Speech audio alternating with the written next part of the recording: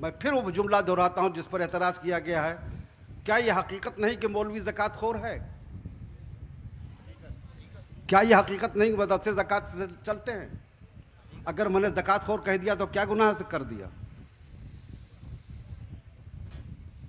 زکاتوں پر تو ساری زندگی کا دار و مدار ان کا چل رہا ہے۔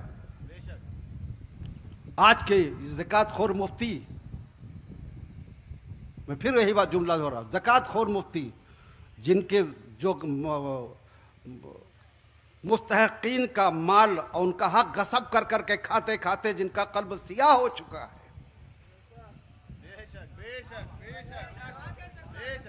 اللہ رب العزت نے نظام زکوٰۃ اس لیے نافذ فرمایا تھا مسلمانوں پر کہ اسلام سے مسلمانوں سے غربت کا خاتمہ ہو جائے، اور اس حکم پر جب عمل ہوا تو ایک ایسا بھی دور آیا، حضرت عمر بن عبدالعزیز رضی اللہ تعالیٰ عنہ کا زمانہ تھا کہ مسلمان اپنی زکوٰۃ لیے گھومتے تھے اور کوئی زکوٰۃ کا حقدار نہیں ملتا۔ اسی لیے اسلام نے زکوٰۃ کا نظام نافذ کیا تھا۔ لیکن یہ سلامت رہے نام نہاد مفتی و مولوی حضرات، جب کوئی دھندا نہیں ہوتا تو مدرسہ کھول کے بیٹھ جاتے ہیں اور زکوٰۃ و فطرہ اور صدقہ و خیرات کا اصول کرنا شروع کر دیتے ہیں، اور مسلمان جو غریب و مستحقین ہیں ان تک زکوٰۃ کا ایک پیسہ نہیں پہنچ پاتا۔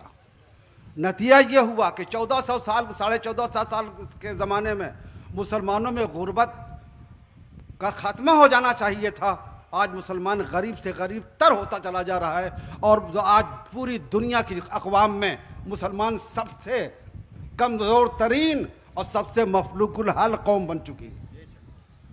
اگر یہی زکوٰۃ مسلمانوں میں تقسیم کی ہوتی تو حضرت عمر بن عبدالعزیز کا زمانہ آ جاتا، پھر مسلمان زکاتیں اپنے لیے پھرتا، کوئی زکوٰۃ کا مستحق نہیں ملتا۔ عزیزان ملت، اس زکوٰۃ کا ایک دستور، ایک سسٹم، ایک نظام بھی قائم کیا گیا ہے۔ زکوٰۃ سب سے پہلے اپنے غریب اعزاء و اقربا کا حق ہے، سب سے پہلا حق ان کا ہے۔ ان کے بعد دوسرا حق آپ کے غریب پڑوسی کا ہے۔ آپ کے عزیز اقربا میں کوئی نہیں ہے زکوٰۃ کا حقدار تو پھر اپنے پڑوسی میں آپ کو دینا ہوگا، پڑوسیوں میں بھی کوئی نہیں تو محلے میں دینا ہوگا، محلے میں کوئی نہیں تو شہر میں دینا ہوگا۔ آج مسلمانوں کے غربت و افلاس کا یہ عالم ہو چکا ہے، ہر محلے میں سفید پوشی ضرور ہے لیکن پیٹ میں دانہ نہیں ہے، فاقہ کرنے پر لوگ مجبور ہیں۔ یہ اسی زکوٰۃ خور مولویوں کی دین ہے۔ کیا یہ اتنی ایک سچی اور کڑوی بات کہہ دی تو بہت برا لگ گیا؟